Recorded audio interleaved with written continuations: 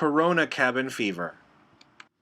Hi, my name is Dr. Seth Hadlett, and I'm sitting in my office during the first week of the coronavirus pandemic, and I thought I've had a number of patients call me pretty nervous about what's going on and pretty scared about both the virus itself and having to quarantine themselves in their house for an indeterminate period of time. And that is pretty scary for them and really for anybody.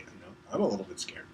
And so what I thought I would do here is just create a video that might give people a few tips of how to psychologically handle the fear of the virus, as well as the fear of being trapped in your house for a period of time. So the first thing to do, and that's really very important, is to not give in to fear. We are afraid of getting sick. We're afraid of getting somebody else that we love sick. We're afraid of being trapped, of losing our job, of losing money, things like that. And that's a pretty terrifying time. And fear can make us do terrible things to ourselves and other people. So the first thing is to not see other people as the enemy. They are not trying to hurt us.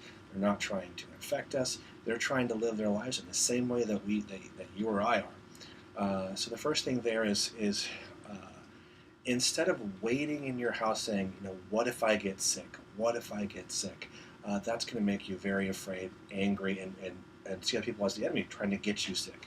What you can do psychologically is assume that you're already sick, that you may have basically the virus already, and that if that's the case, the worst thing that's happened has already happened, and now you go into a different mode of protecting yourself and protecting other people from getting sick from you. So obviously, get tested if you are sick, stay home if you are sick, and don't let other people get sick from you. Protect older people, protect younger people, protect people that you care about. This allows us to see other people not as enemies, but as people who need to be taken care of, and we're able to get along with them and feel better about where we are in the world at that point. So again, see people as people to be protected, not feared. What you can do with that is do something very practical. Start a volunteer program to check on your neighbors. Just give them a call and say, hey, do you need anything? I can leave it on your porch. If you have an older neighbor who can't drive to the store and they need Tide Pods, offer to go pick that up for them and leave it on their porch so that you don't have to see them, but they don't have to go out and put themselves at risk either. Be there for each other. They will appreciate it, and we actually feel better doing things for other people. Check on our family, check on our friends. Second thing is to do things that help you better yourself as a person during this time. If you have to stay at home, don't sit and panic. Use this opportunity to learn something that you've always wanted to learn. Get a musical instrument. Read a book you've never read before. Go out to your garage and practice woodworking with it you've never done before. So make yourself distracted, but also give yourself something that is beneficial for you. Expand you as a person, may give you a skill when all of this blows over. Teach lessons online if you know things, if you know how to play guitar, if you know how to decorate a kitchen. Make a video, put it online to help other people learn when they're bored and when they're scared. Pass that on, or even do it one-on-one in a video conferencing environment to teach people what you know. Other part is to stay very physically active. When we sit and we can't burn off our adrenaline, we get more and more scared. Our mind just begins to race with all of the feared things that can happen. So make sure that you move. If you have an exercise bike or a treadmill, absolutely use that. If you don't, go into your kitchen and pick up canned goods and just lift the canned goods as you walk around the house. If you're watching TV, walk during the commercials. Just walk around the couch, walk to the mailbox and back. Make sure you go outside and get fresh air. Walk the dog. Make sure that you stay active and healthy.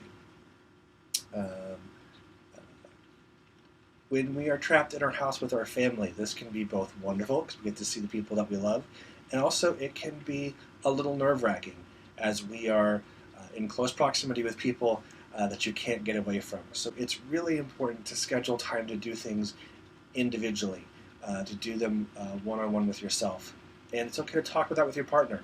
You can say, why don't we all set as a family individual time from 7 o'clock to 8 o'clock.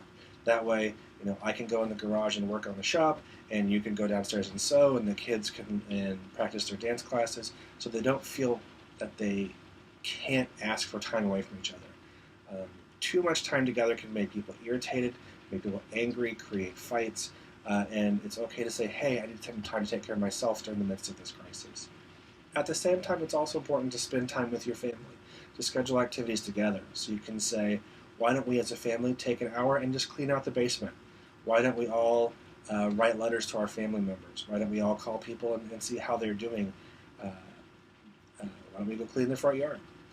Do things that, as a family, that we're all working together towards the same purpose, and we feel connected and useful. I hope this is helpful. Please, if you have any questions, reach out to your friends, to your family. Don't hesitate to call a therapist. Many of us are doing therapy over the computer just like this. I actually have 3 or 4 of those today scheduled. So if you have any questions, reach out to a therapist.